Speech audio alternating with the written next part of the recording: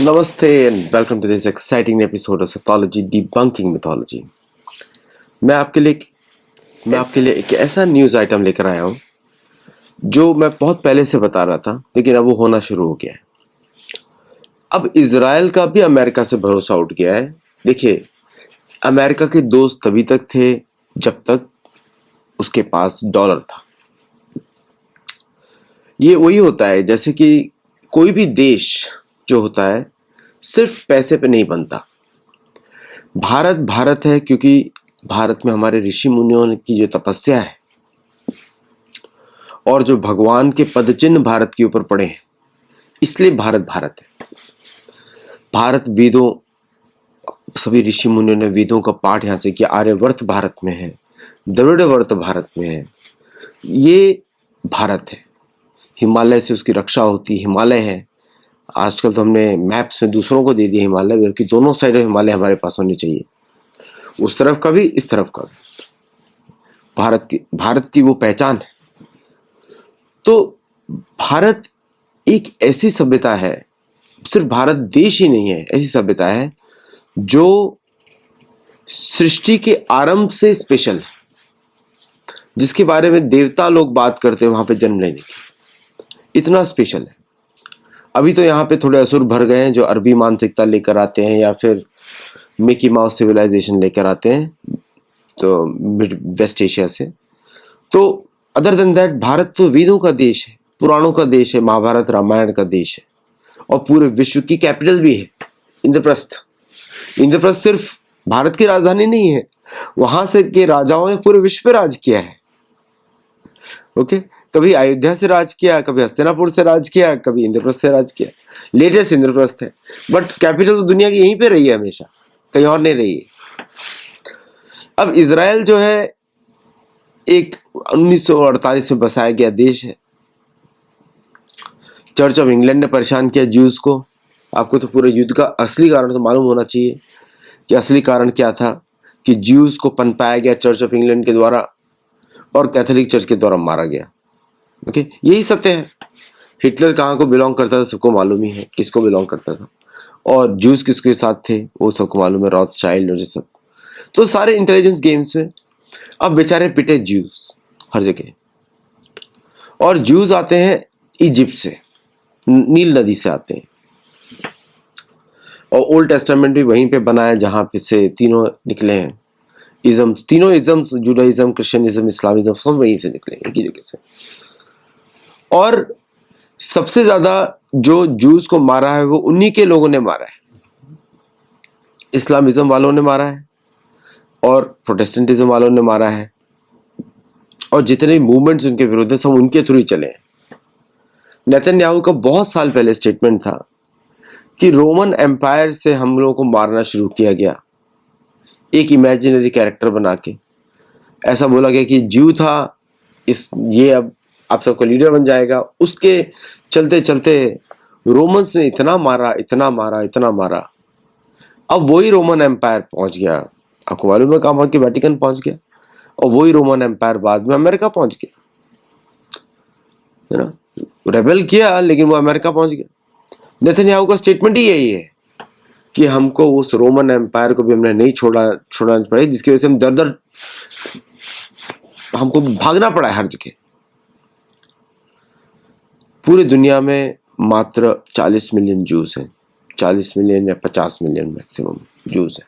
Total अगर सब add कर दूं तो 50 मिलियन। लेकिन जो उनके साथ अत्याचार हुआ, अब वो अपनी जगह को ढूंढ रहे हैं और अपनी जगह को बड़ा बनाना चाहते हैं जो उनके हिसाब से है। अब वो कितना सत्य है वो उसमें मैं जाऊंगा नहीं, उसमें मेरी आप बुक पढ़ सकते हैं, गोल्ड ग्लोरी एंड गॉड में। लेकिन मैं आज के टॉपिक पर ही स्टिक रहूंगा कि अब इजराइल के ने भी ये बोल दिया है कि वो अमेरिकन पे ट्रस्ट नहीं कर सकते। कुछ महीने पहले जब ममदानी का इलेक्शन चल रहा था, एक इजराइल के मिनिस्टर ने बोला आप लोग न्यूयॉर्क छोड़ दो, वापस आ जाओ इजराइल। ये बोला था उन्होंने। जिस तरह प्रधानमंत्री मोदी ने बोला था हिंदुओं को अमेरिका में कि एक पैर तुम भारत में रखना, दोनों पैर वहां पे मत रखना, एक पैर भारत में रखना। मोदी जी की चेतावनी है, वो दिए बोला है उन्होंने। तो इसी तरह इजराइल भी ने भी ये शब्द बोले। अभी जो पिछले साल जो इंसिडेंट हुआ था ऑपरेशन सिंदूर के, ईरान ने इजराइल के सारे जो डिफेंस है उसको ओवरवेल्म कर दिया। आयरन डोम को उन्होंने फिश डोम बना दिया। मतलब ऐसे बरस रहे थे मिसाइल्स, आयरन डोम की मिसाइल्स खत्म हो गई। और जब इजराइल गया उनके पास, उनके मिसाइल्स ही नहीं देने के लिए। वो उसमें एंटी एयरक्राफ्ट मिसाइल्स यूज करते हैं आयरन डोम के अंदर, और तरह तरह के उनके जो सेंसर से वो बनाते हैं। सारी अमेरिकन नेवी के जो फ्यूजेस होते हैं मिसाइल्स के, टॉमाहॉक मिसाइल्स के या बाकी मिसाइल्स के, वो सारे फ्यूजेस जो हैं वो बनते हैं आपके इजराइल में, इजरायली एयरक्राफ्ट इंडस्ट्रीज के द्वारा। और भारत के साथ उनका टाई अप बड़ा सेटिस्फैक्ट्री है। बराक 8 में भारत का भी इंजेन्यूटी है, इजराइल का भी है, और एक सेटिस्फैक्ट्री प्रोजेक्ट है, ऑनेस्टी है दोनों साइड से। भारत ने उसमें काफ़ी एडिशन भी किए हैं, और बहुत बार इजरायली एजेंसीज को यूज़ किया जाता है भारत के विरुद्ध। बहुत सारे इंसिडेंट्स हुए हैं जहाँ पे इजरायली एजेंसीज को यूज़ किया भारत के विरुद्ध। अब वो तो आपस में चलता ही रहता है, जो भी एजेंसीज का आपस में चलता है वो चलता ही रहता है, बट हमेशा अमेरिका के कहने पे उन्होंने काम किया। लेकिन जब इजराइल को जरूरत पड़ी एम्यूनिशन की, तो अमेरिका पे सही नहीं बनता ही नहीं वहाँ पे। अमेरिका की मिसाइल्स फेल हो रही है। तो और अमेरिका ना इराक में है आज, ना सीरिया में है, दोनों जगह से विड्रॉ कर गया है। और ईरान के विरुद्ध अभी वो लगा है इंडियन ओशन में, उसमें मैं अलग से शो करूंगा किस तरह डिप्लॉयमेंट है उनकी।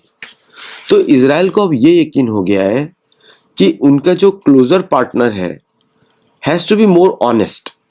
तो सबकी निगाहें किसके ऊपर है? न्यू दिल्ली की तरफ, इंद्रप्रस्थ की तरफ निगाह है कि इंद्रप्रस्थ ही हमारा रिलायबल पार्टनर है, क्योंकि यहाँ पे हमको कभी कोई नुकसान नहीं हुआ है। भारत ने हमेशा उनकी रक्षा करी है। और सबने देखा था जब छबाद पे अटैक हुआ था, और बहुत सारे इजरायली के लिए ऋषिकेश, योग, वेजिटेरियनिज्म, ये सारे भारत ही उनके लिए एक डेस्टिनेशन है। तो भारत पे ट्रस्ट कर सकते हैं, यूएई पे ट्रस्ट कर सकते हैं, और अमेरिका पे ट्रस्ट नहीं कर सकते। वहाँ की पॉलिटिक्स अजीब सी है। ममदानी के आने के बाद वहाँ पे ज्यूज के ऊपर आक्रमण, आज ही आक्रमण हो गया एक ज्यू के ऊपर, उधर आग लगाने की कोशिश की गई जैसे ममदानी वहाँ पे इलेक्ट हुआ मेयर। तो it has been a warning signal for them. तो इट्स सडनली उनको रियलाइज हुआ कि जिनको हम जो देश हमारे लिए काम करता था उसके पास कैपेसिटी नहीं उनको डिफेंड करने की। और उन्होंने बोला कि हम अपनी $1 ट्रिलियन की इकोनॉमी बनाएंगे, and we will manufacture all our missile everything in partnership with India. दोबारा सुनिए, in partnership with India, Bharat के साथ पार्टनरशिप करेंगे हम। भारत के पास स्केल भी है, मैन्युफैक्चरिंग भी है, और भारत के पास टेक्नोलॉजी भी है, रिसर्च भी है। अब देखिए यूरोप भी भारत की तरफ आ रहा है, ऑस्ट्रेलिया भी भारत की तरफ आ रहा है, न्यूजीलैंड भी भारत की तरफ आ रहा है, जापान भी भारत की तरफ, और इजराइल भी भारत की तरफ आ रहा है। ईरान के ऊपर अटैक में भारत ने नो वोट किया, क्योंकि भारत का पिछवाड़ा है, वो मीन्स भारत का बैकयार्ड है वो। भारत विल डिफेंड, मतलब कि चाहे तो डिफेंड ना करे, लेकिन it will stay neutral with Iran. Bharat को उस लड़ाई से क्या संबंध है? तो पूरी दुनिया भारत की तरफ आ रही है, इंक्लूडिंग चाइना। उनको लग रहा है कि ये कंट्री ऐसा है, यहाँ के लोग स्ट्रेट फॉरवर्ड हैं, इनके साथ बिजनेस किया जा सकता है। तो अब भारत का प्रॉस्पेरिटी का टाइम शुरू हो रहा है। भारत के अंदर जो भी इंटरनल ट्रबल्स थी, रिजिम चेंजिंग ऑपरेशंस, वो अब एक तरीके से हटती हुई दिखाई दे रही है। अमेरिका के पास इतना पैसा ही नहीं तो डालने के लिए, और अमेरिका की प्रॉब्लम्स कुछ और है। और अमेरिका की प्रॉब्लम ग्लोबल प्रॉब्लम्स नहीं है, क्योंकि रिजर्व करेंसी स्टेटस से अमेरिका ने को बेनिफिट अमेरिका को हुआ, दुनिया को नहीं हुआ। तो अगर उनका कोलैप्स होता है, दुनिया का प्रॉब्लम नहीं है।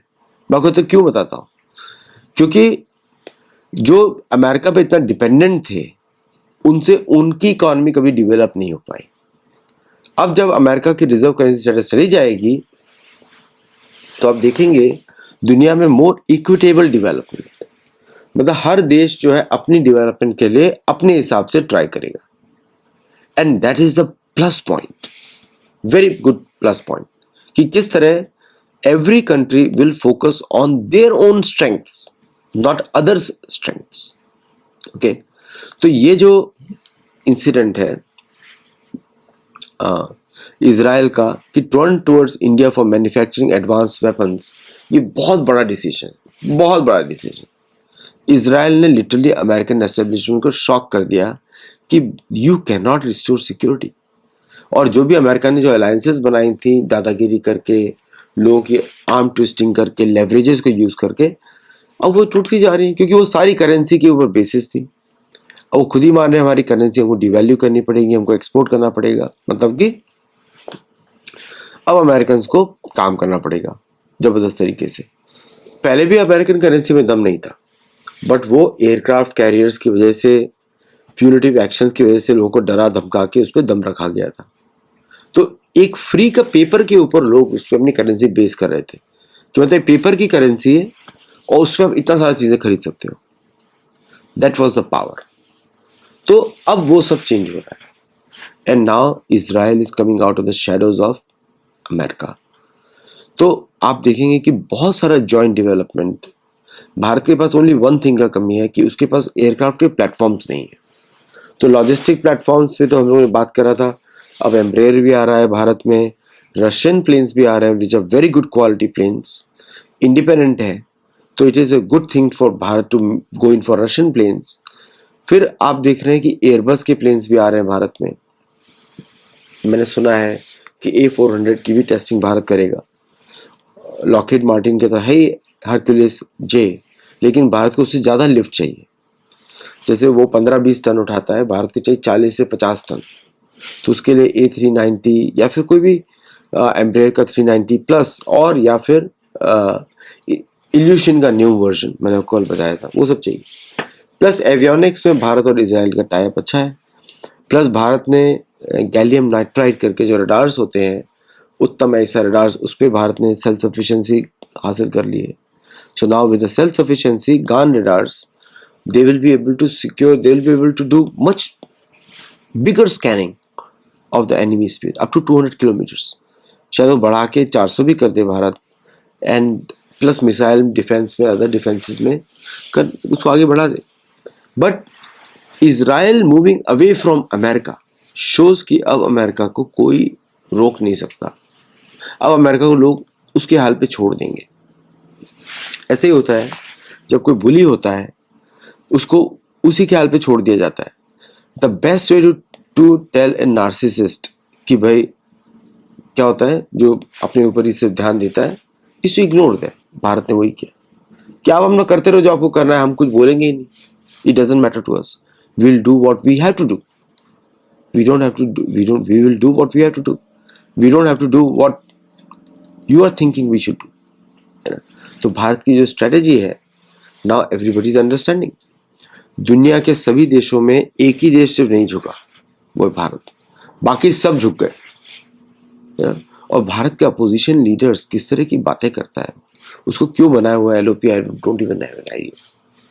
बोलता है भारत झुक गया, पूरी दुनिया बोल रही है भारत नहीं झुका। एक आदमी भारत में बोल रहा है भारत झुक गया, उसके ऊपर तो पश्चिम के देश भी हंसेंगे। भाई एक इलेक्शन जीत नहीं सकते हो और बात करते हो बड़ी बड़ी। So it's a very big change for the world. It's a shocking change for America. America is shocked कि भाई इजराइल जैसा पार्टनर उनको बोल रहा है भाई आपके बस का नहीं है, भाई आपके बस का नहीं है। क्योंकि उसको मालूम है कि अमेरिका में वो टेक्निकल नो हाउ या जो सप्लाई चेन से वो नहीं है। ऐसा नहीं कि अमेरिकन बना नहीं सकते। वर्ल्ड वॉर 2 का रिकॉर्ड आपको मालूम ही होगा, वो एक दिन में 4 प्लेन बनाते थे, एक दिन में। टेस्टिंग होती थी अगले दिन, और within 3 days a plane is out. ये वॉर के समय की बात कर रहा हूँ। तो they have the know how, लेकिन वो आज का समय अलग है। 1945 अलग था, ओके। तो आज के समय में क्या वो हो सकता है? बिल्कुल नहीं। बिकॉज क्या होता है, एक तो वॉर फाइटिंग मशीन होती है, एक होती है टेक्नोलॉजी डेमोन्स्ट्रेटर। तो F-35 is the technology demonstrator, very sophisticated plane. It's the Rolls Royce of the so-called jets. लेकिन उसका रेंज ही नहीं है। एंड प्लस एवरी सॉर्टी के बाद, 1 घंटे की सॉर्टी के बाद 6 घंटा उसको रिपेयर करना पड़ता है। तो it can not go back, it has to be overhauled after every 1 hour। तो कोई इसको ऐसे प्लेन को रख नहीं सकता। So now India and other countries, अगर कोई इस तरह का बदमाशी होती है इन फ्यूचर जैसे लोग बात कर रहे हैं, तो Indian everybody has to get ready कि भाई किसके पक्ष में जाएंगे। तो मुझे दिखता ये है कि Israel has chosen India, means peace in West Asia, peace in, अगर वेस्ट एशिया में पीस रहेगा, rest of the world can fight and see who is the enemy. अब ये समझ आ रहा है एनिमी है कौन। अभी तक एक कंट्री डिसाइड कर रहा था विच इज द एनिमी, उसी के सब एनिमीज है। ईरान भी एनिमी है, नॉर्थ कोरिया भी एनिमी है, एक कंट्री का था। बाकी कंट्री से अगर इस कंट्री को बाहर कर दिया जाए, कोई एनिमी नहीं बचा किसी का भी, एवरीबडी इज पीसफुल। तो थोड़े समय में बाद ये ध्यान पलटने वाला है सबका, पूरे सभी देशों का, कि भाई एनिमी तो एक ही है जो सबको एनिमी बनाता है। तो काफी, आप समझ रहे हो मैं क्या बात कर रहा हूँ। So now things are going to look in a different way. Israel का decision is going to be changing the dynamics for this entire world. अगर आप हमारे मेंबर्स हैं, मेंबर्स जरूर बनिए। मेंबर्स बनने पे आपको शास्त्र ओनली कंटेंट दिखता है। और गुरुकुल में जरूर जुड़िए। गुरुकुल में आप जुड़ते हैं तो आप वहाँ पे शास्त्रों को ढंग से समझते हैं। सब लोग बात करते हैं, हमारा प्रॉपरली गुरुकुल चलता है, 17 साल से चल रहा है। और हमको यूपीआई, वेनमो, पेपाल, इनके थ्रू आप हमको सपोर्ट भी कर सकते हैं, वाइज के through, so that we can produce more content and travel more for these places which need attention. Thank you very much. Namaste, Jai Jagannath, and I'll see you in the next show. Thank you.